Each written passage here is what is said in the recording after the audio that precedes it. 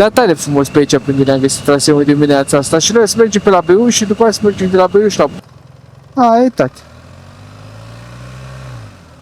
Na.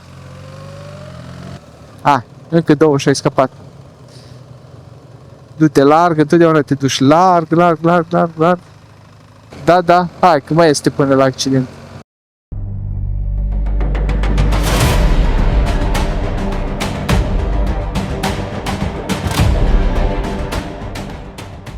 Bună dimineața, internet, și bine v-a regăsit cu bine de aici, din frumosul și însorito și mult prea cald Oradea. V-am zis ieri că am o surpriză.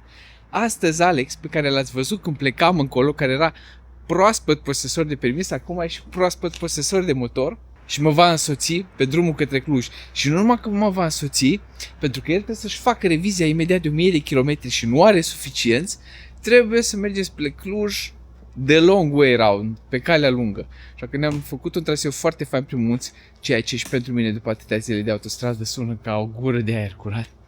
Și o să mergem către Cluj pe calea lungă. Da, hai să ne terminăm de echipas, dăm bice. Bună dimineața, Alex! Mă auzi? Da. Așa, te auzi și eu. Alex, Șorater și Cardo.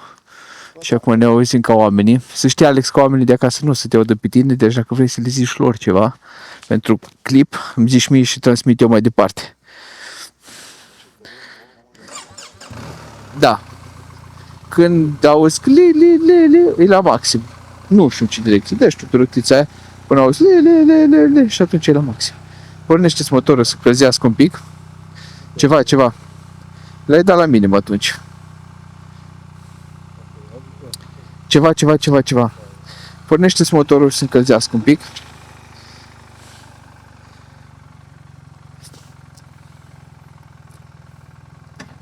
QJ motor prinde 360.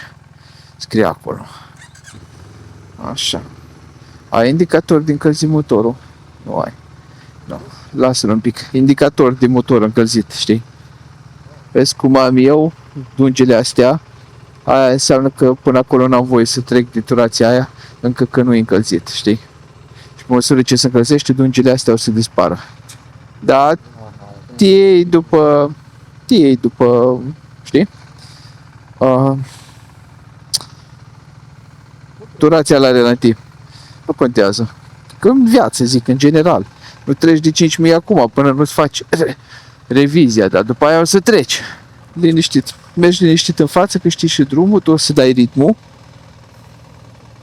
Te rog. Când ești pregătit emoțional. Hai.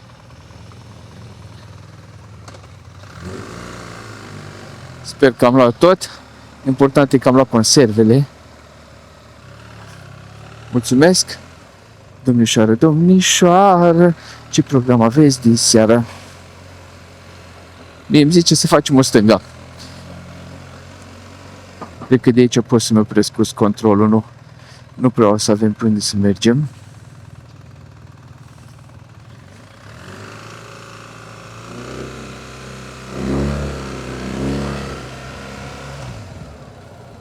No, pe călduri de genul ăsta nu merg cu viziera lăsată. Viziera mi-o las jos numai dacă e praf sau ceva mizerie jeg în aer sau destul de răcoare, altfel nici parbrizul. Nu mi ridic până nu ies din localitate. Liniștit, când vrei tu. Așa e Oradea, e un centru de business, lumea merge la muncă.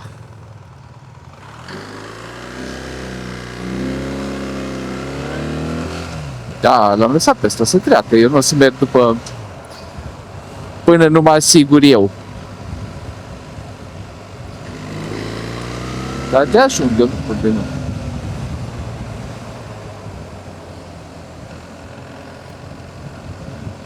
Cum te simți la primul tău drum lung? De ce? Aud că totuși ești. Eu ți-am zis să nu bei aseară până nu mai știi de tine. Săracul Alex până azi noapte, până la 11 și ceva, s-a plimbat cu motorul pe aici, prin satele de lângă Oradea, ca să-și umple kilometri pentru revizii. Că trebuie să aibă 900 și ceva ca să-și facă prima revizie. Cred că cel mai entuziasmat sunt că azi e ultima dimineață în care tot trebuie să frec bagajele, spatele pleacă, unele dule, aranjează-le pe motor. Aia e cea mai mare bucurie. Și cred că e singura bucurie că se termină tura asta. Că mâine dimineață o să mă trezesc și nu s-a nicărat bagaje și echipament și cască la motor și toate nebuniile. Ai grijă să nu calci cu roțile pe chestii jegoase care pot să-ți alunece, să-ți pierzi de aderența. După cum ai văzut în clipul meu anterior. Acolo nici nu văzusem pata pe jos chiar acoperită de apă, dar ca fapt divers, în general, tot timpul să ai grijă să eviți cu roțile chestiile pe care ai putea să-ți pierzi aderența și dacă nu poți să le eviți, tot timpul să ai grijă odată să le iei drept, perfect, perpendicular pe ele și doi, să nu smuncești comenzile, să nu bruschești comenzile când ești pe ele, frână, accelerație, ghidon, nu te înclini nimica. Lasă treapă cât poți. Cu timpul, normal, eu zic că e treaba mea să zic. O să o las pe doamna asta, că mă știe probabil poate de pe YouTube și să nu mă fac de cacao. Să nu zică că nu... Alex pe motor a venit la Oradea, a făcut vreo 3 comenzi de la delivery, a dublat câștigurile pe zi din comerț în Oradea și după aia a venit și nu mi-a dat prioritate. Dar bine, bună dimineața, internet de pe motor, ultima zi în drum spre casă, ultima zi a turului nostru spre Nordcap. Vezi? Și prima zi la Alex de tură lungă. Sincer, nu o să mint, și un pic fericit, dar și un pic trist că se termină. Da, se termină tura asta. O să mai vină și altele, nu fac probleme.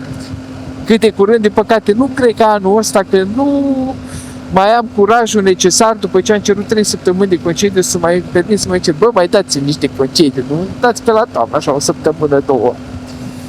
Da, nu e nimic. Și la anul e un an.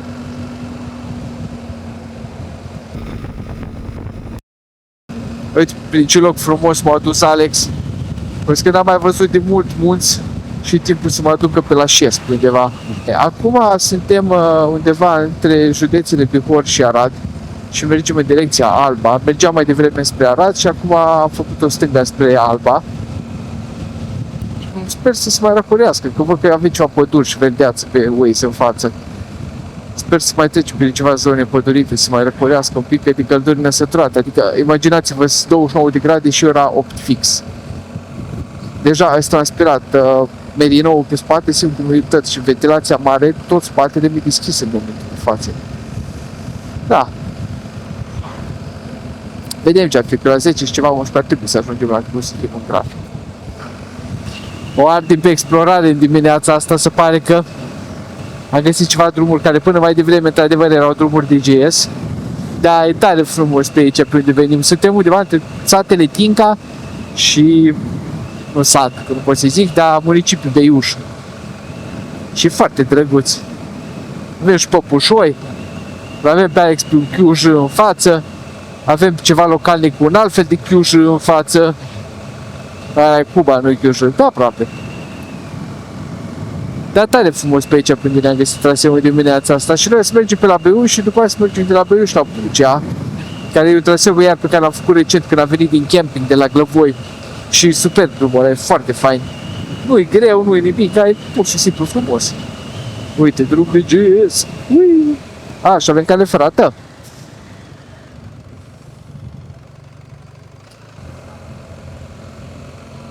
Am înțeles, îmi zice Alex că casele astea specifice zonei, unde casa e lipită gen, casa face parte din gardul exterior a proprietății și de aia casa are direct intrare de mașină. Da, interesant. Uite, vezi cum e asta.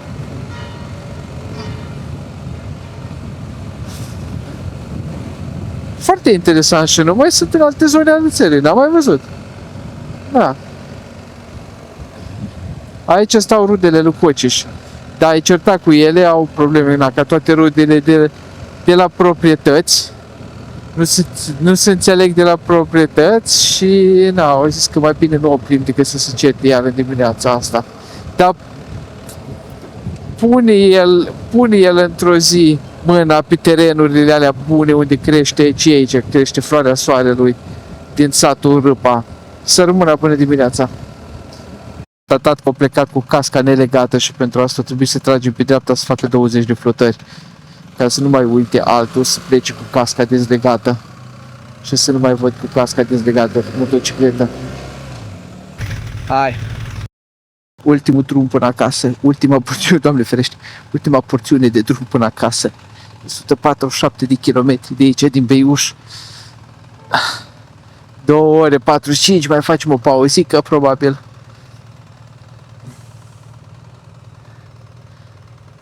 Și se termină și tura din Orcap. Alexandru poartă pe el Nox Urban Armor, geaca aia care îmi place mie foarte tare. Care o găsiți și voi la Motomuș, aveți și reducere la ea. Codul Alex pe motor 5. Deci costumul de pe mine altfel. Asta, Ricea Infinity Adventure 3. Și asta îl găsiți la Motomuș cu reducerea aia de 5% cu Alex pe motor 5. FYI.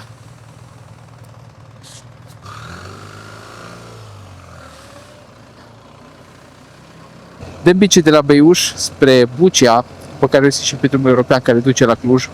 Și o zonă foarte faină aici, de-abia aștept să vă arăt. Noi am făcut-o recent când am venit din camping de la Glăvoi, dar nu am filmat atunci, așa că o să vedeți astăzi cu noi. E un traseu foarte, foarte fain de motorit. Hai, dăm bici spre el. Ieșind din satul ăsta, roșia de aici, începe traseul ăsta foarte fain. Nu știu, sunt niște chei pe aici, dar nu știu cheile cui, cum se numesc. Stați așa să dau parbrisul mai sus, să mă auziți mai bine, cu mai puțin vânt. Dar e foarte fain traseul ăsta. Și porțiunile astea, că suntem la umbră, sunt foarte răcoritoare față de cei... acum am mai scăzut temperatura la 27, că iar aveam 30 de grade adineauri. Și acum, pac, umbră și o să simt ca 15. Simt cum îți intră răcoreala prin costum.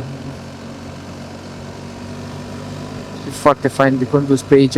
Și de condus și vizual traseul.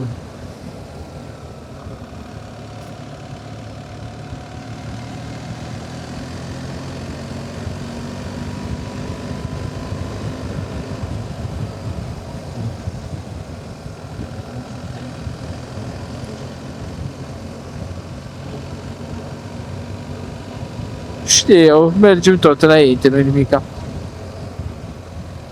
Și semnalul la telefon o să cadă imediat pentru bucată. Mai ai grijă, pe aici nu-i mult trafic, dar să ai grijă că foarte mult stai curbele pe partea asta. Deși în momentul de față nu-i mult trafic, dar în general trebuie avut grijă și mers un pic mai conservator cu banda.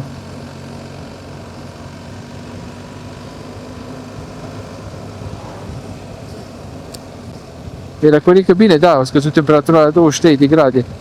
Și mă gândeam că ultima dată când am fost pe aici am fost concepătoare, tura asta sunt începător. Și data viitoare când o să vin, probabil sunt tot concepătoare, și adică cu Iulia. Da, sunt absolut convins că sunt o grămadă de trasee faine de făcut pe partea asta. Și tura trecută când am mers încolo, am mers pe Valea Dracului aia, aveți un clip întreg despre tura aia. Și a fost foarte faină și traseul ăla. Și Valea Dracului propriu-zis.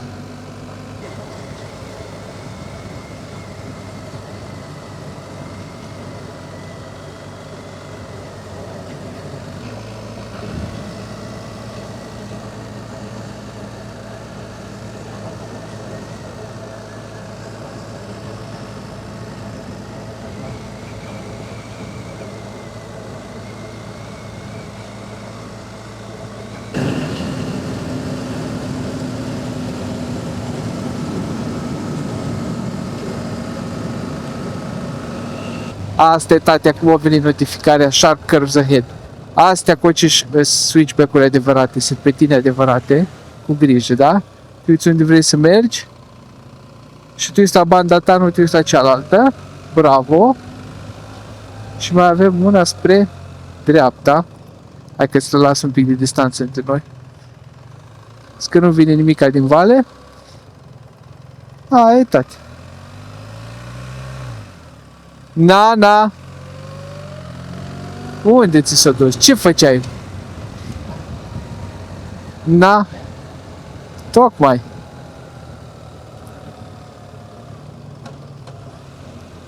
Culci mai tare motorul sub tine. Dar oricum numai astea două au fost switchback-uri adevărate, mai adevărate.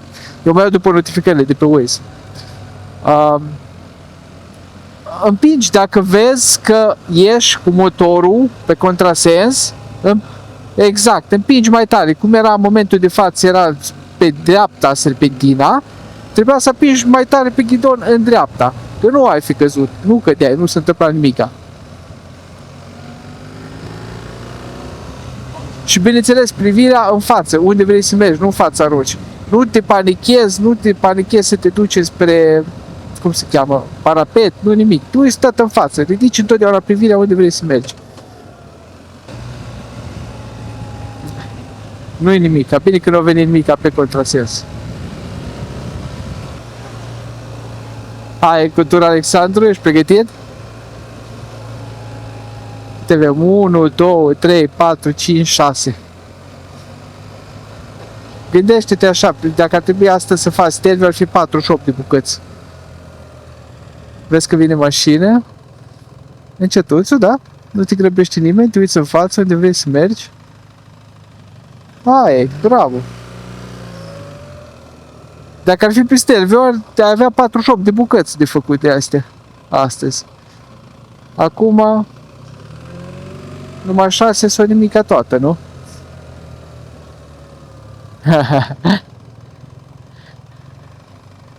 Dacă nu ne grăbeam la Cluj, le facem o dată și în urcare. Numai așa, forșiți în giggles de antrenament. Dacă pe urcare controlezi tu viteza din accelerație mai mult, acum trebuie să te lupți un pic și să echilibrezi puterea pe care o transmiți tu motorului cu tot cu gravitația. Încă 2 și ai scăpat. Du-te larg, întotdeauna te duci larg.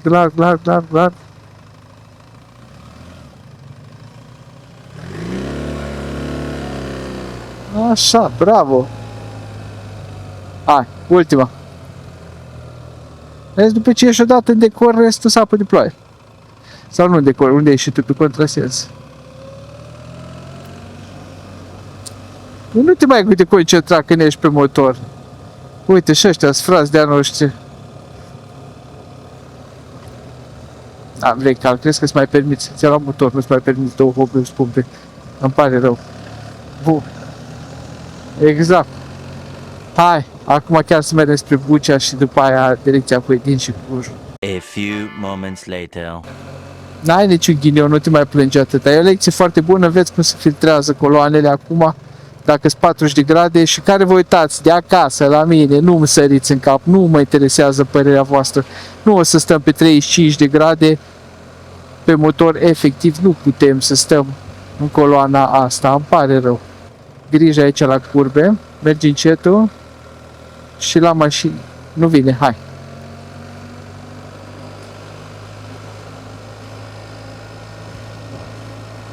Hai, gol.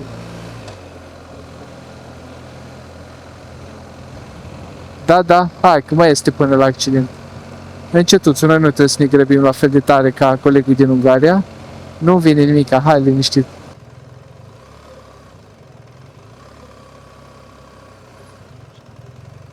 Nu, tiruri. Da, ne oprim aici și stăm cu restul. Nu e accident de motocicletă, e ceva tiruri.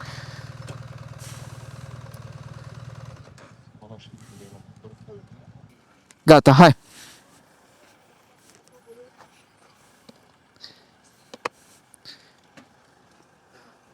Nici n-am stat tare mult.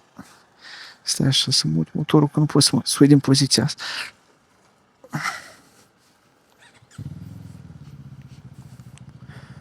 Așa.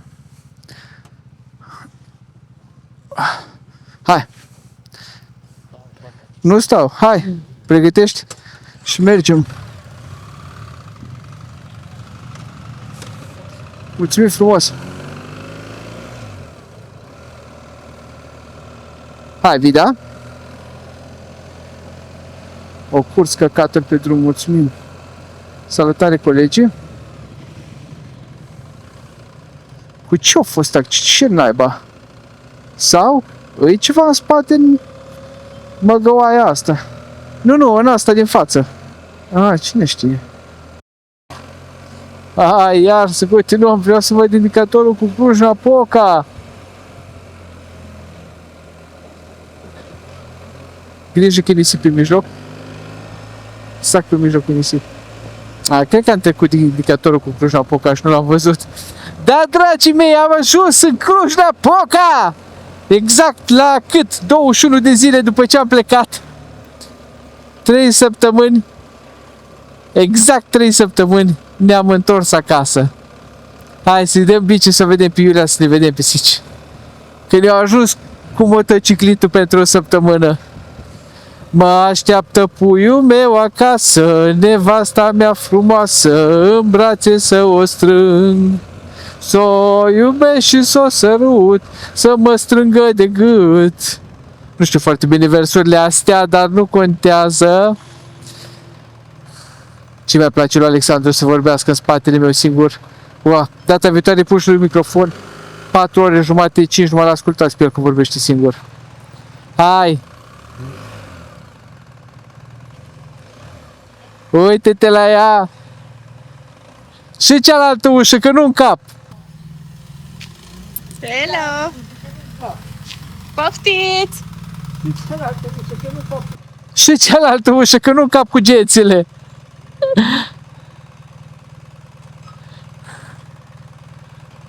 Că Dumnezeu cu mine am suficient genți la mine! L-am văzut! Mulțumesc frumos!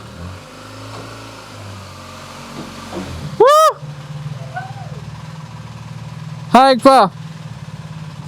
115 ore de condus, 8397, la care mai punem 400 de kilometri, 8800 de kilometri. Și Bela a plecat cu 20.000 și a venit cu 28.000. Venit acolo rece, ce au invitat? Hai să pun piciorul jos să nu scap motorul pe tine. Ține pică ăștia, te rog. Grijă. Ai, tati. Consumei de 5,2%, nici nu e rău. Auzi? Da? Ești cu top, case-ul deschis. Serios? Da. De când? De la Oradea și Coci și nu a putut să-mi zică nimica. Dar nu ți se deschide, cred că e burdușit. E burdușit, ai altceva.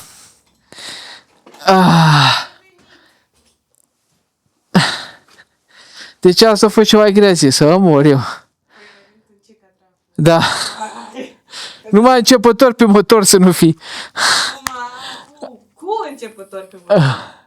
Hai, dragilor, că închidem astea și ne vedem imediat dacă nu uit. Dacă uit, asta este, s-a terminat. The end. Da. Bună ziua! Bună ziua! Bună ziua! Ce faceți, mă, pruncilor, mă? Mă, pruncilor, mă! Porto, cine-i? Cine a venit Porto? Este, deci, Mili, iubita! Mili, și Mili, Porto! Hai! Hai, Iulian, nu să pic acasă. Unde a apărut? Că drift. Ce? Doar la mine vii, du-te la Alex, salut. Eu am lipsit. Cine vă da de mâncare în astea 3 săptămâni? E cine? Cine? Cine? Muriți de foame că am lipsit eu acum? Ei, da. One eternity later. Ne, dragilor, și cam asta a fost tura noastră din Nordcap. Aproape 9000 de kilometri pe care am petrecut alături de voi și vă mulțumesc foarte frumos că ați rămas până aici. După cum vedeți, sunt schimbat și Iulia e echipată, deci asta că au trecut câteva zile din momentul din care am ajuns acasă, am stat și o să-mi trag aer un pic înainte să editez ultimele clipuri. Dar vreau să vă zic că cea mai frumoasă surpriză pe când am ajuns mi-a făcut-o Iulia, pentru că din Iulia pasager pe motor a devenit Iulia pe motorul ei. Aceasta este Iza, sora lui Bela, împreună avem Izabela. Da. Și acum fiți atenți, aveți grijă în trafic când vă întâlniți cu Iulia pe motor. Nu aveți grijă că e Iulia pe motor în trafic, aveți grijă de Iulia pe motor când o vedeți. Grijă să mă salutați. Și să o salutați, bineînțeles. Eu nu vă salut. Chiar nu vă salută că e frică să-și ia mâna de pe ghidon, nu? Da, așa din cap, să Așa. știți. S-a ridicat un picior. Trebuie să lucrăm la ridicat piciorul stâng. Mai este până atunci. Ne, dragilor, vă mulțumesc că ați rămas până aici. Știți ce aveți de făcut? Butoanele de suportă jos. Dacă vreți să intrați și voi în comunitatea Alex pe motor, aveți jos butonul de join și link de membership. Și nu uitați până data viitoare, fiți buni cu voi. Fiți buni unii cu alții și salam uscat. Să la muscat să avem.